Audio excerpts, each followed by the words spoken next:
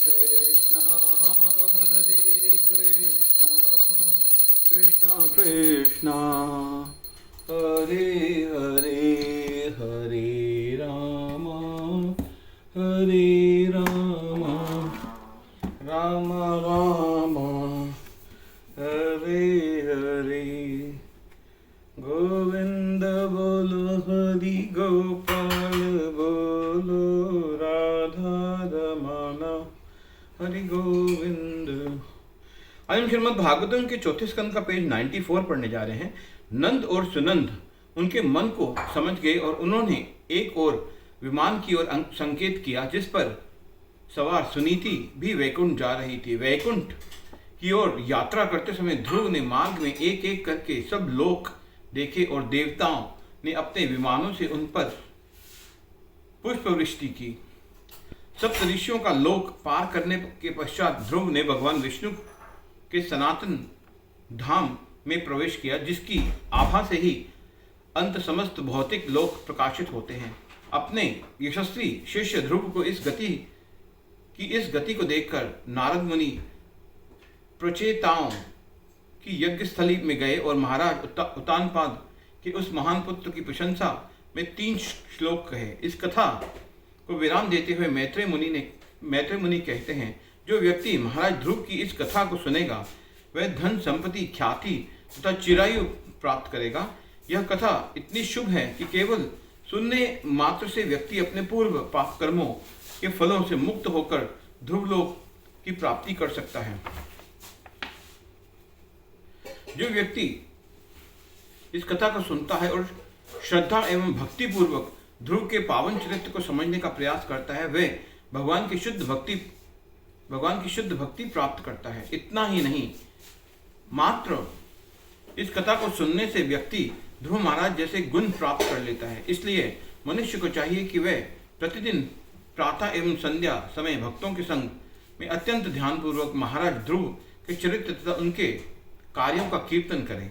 महाराज अनु, when और महाराज पृथु चौथा स्कंद। जन्म से ही ध्रुव महाराज का पुत्र उत्कल मुक्त आत्मा था। समुचित होने के कारण में प्रत्येक वस्तु को भगवान में स्थित तथा भगवान को प्रत्येक वस्तु में प्राणी में हृदय में स्थित देखता था। सांसारिक बंधनों से बचने के लिए उत्कल का एक पागल, गूंगे, बहरे और अंधे व्यक्ति के समान ही रहता था। एक दृष्टि से वह उन भभकते अंगारों के समान था जो अभी राख से ढके हुए थे। उसके इस व्यवहार को देखते हुए घर के वरिष्ठ सदस्यों तथा मंत्रियों ने उसे मूर्ख मानते हुए राज्य के अयोग्य मान लिया और उसे छोटे भाई वत्सर को राज सिंहासन सौंप दिया। ध्रुव महाराज की 5वीं पीढ़ी में चाक्षुष का जन्म हुआ जो छठे मनु बने। चाक्षुष ने 12 पुत्रों को जन्म दिया और उनमें से सबसे छोटा पुत्र उल्मुख ने 6 पुत्रों को जन्म दिया। उन 6 भाइयों में सबसे बड़े थे अंग। एक समय महाराज अंग ने अश्वमेध यज्ञ का आयोजन किया। यद्यपि उस यज्ञ में सारे पुरोहित पूर्ण योग्य थे और देवताओं का आवाहन करने में सक्षम थे, परंतु फिर भी यज्ञ में देवगण नहीं आए। उस समय पुरोहितों ने महाराज अंग से कहा, राजन, यद्यपि हम यज्ञ में उचित रीति से घी की आहुतियां दी हैं, परंतु फिर भी देवता इसे स्वीकार नहीं करेंगे। हम जानते हैं कि आपने अत्यंत सावधानी पूर्वक सारी सामग्रियां एकत्र की हैं और निश्चित ही हमारे मंत्रोच्चार में भी कोई खोट नहीं है। इसलिए हम निर्धारित नहीं कर पा रहे हैं कि देवता आप अपना यज्ञ भाग लेने में क्यों इतना संकोच कर रहे हैं। यह सुनकर महाराज अंग अत्यंत दुखी हो गए। ब्राह्मणों की अनुमति से उन्होंने पूछा, है ब्राह्मणों, कृपया बताइए कि मैंने ऐसा कौन सा अपराध किया है जिससे कारण देवता यज्ञ में अपना हिस्सा लेने नहीं आ रहे। प्रमुख पुजारी ने उत्तर दिया, राजन, आपका जीवन निष्पाप है।